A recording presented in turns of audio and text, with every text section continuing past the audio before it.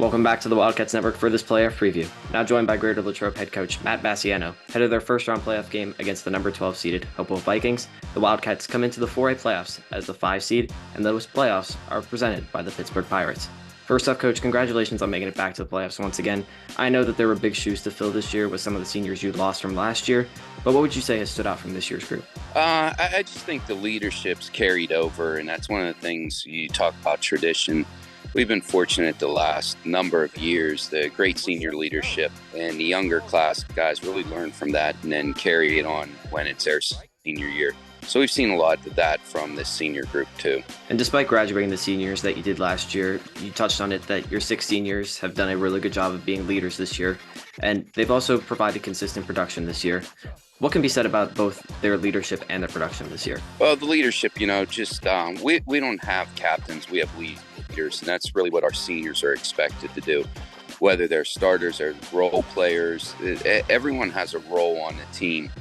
And the seniors really carry that over and make sure everyone's filling their roles from seniors down through each class. As far as the production-wise, we look at those guys with experience coming back and also leading some of the newer guys stepping on the field.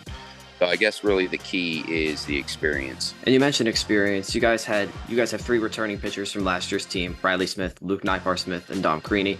But you also have pitchers like Jackson Chula and Hayden Porterfield stepping into pitching roles and infield roles as well this year.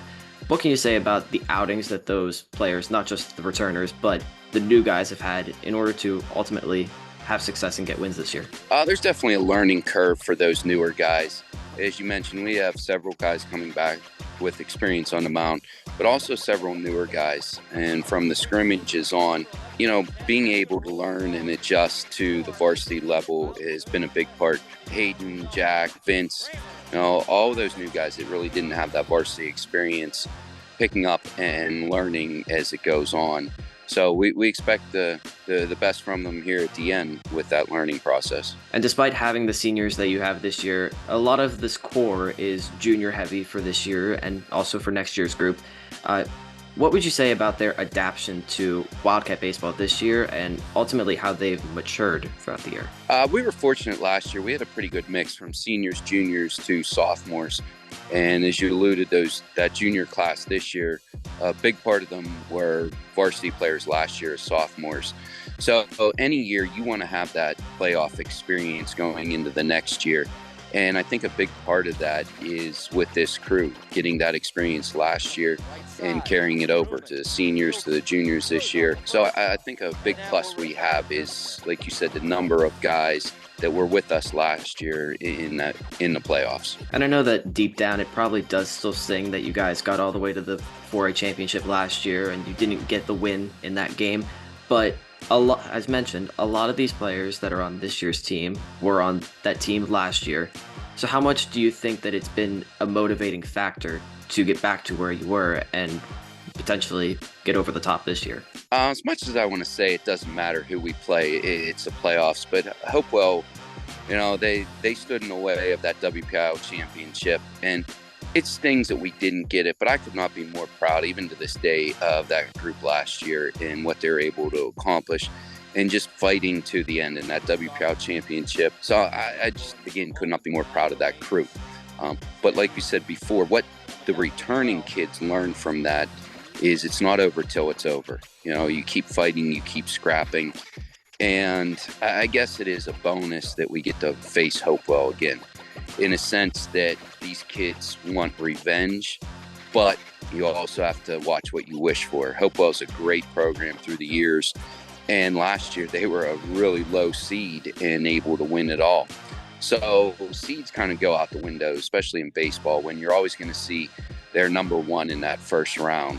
I think in a sense, we want to get out there on the field against them again, but we're also cautious knowing that they're going to be a great first round opponent for us. And I know that you guys failed to get the 3rd straight section title this year, but I don't think that matters in a sense. Obviously you want to have that, but you guys played in some hard fought games throughout the season.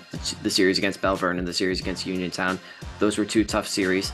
And in a sense, I feel like that kind of prepares you for playoff baseball. Is that correct in that sense? It definitely does. And we knew that going into the section, and then also the teams we schedule for non-section opponents. Most of them are larger classifications than us, and we want those types of games going in. Yes, you're right. Everyone wants to win the section, but we have our sights set bigger than that, and that's the playoffs. Hopefully we learn something from those tight losses, and we're ready to move forward. Nothing should be different. We've seen all types of games, wins, losses, close blowouts. We're working to get ready for tomorrow. And you touched on it. Your first round matchup is a rematch of the 4A championship game back at Wild Things Park against number 12 Hopewell. When you look at them this year as opposed to last year, what stands out maybe that differs and what maybe is similar this year? Their pitcher, Fox. We won't see him. He's moved on. They are, just like we are, a different team. So trying to get some information, looking at the kids that they have coming back from last year, trying to see what kind of pitching we're possibly seeing in that first round matchup.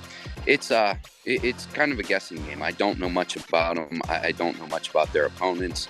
So we just have to be ready with what we can control, and that's our type of baseball. And lastly, what will be key in order for you guys to get your revenge against the Vikings and go on to round 2? I think what I just said, playing our kind of game, not worrying about them or who they are or their history, just playing our type of baseball. Like I said, good pitching, great defense, fundamentally solid. Coach, thank you. Best of luck against the Vikings. Thank you, Richard. Appreciate everything you do through the year.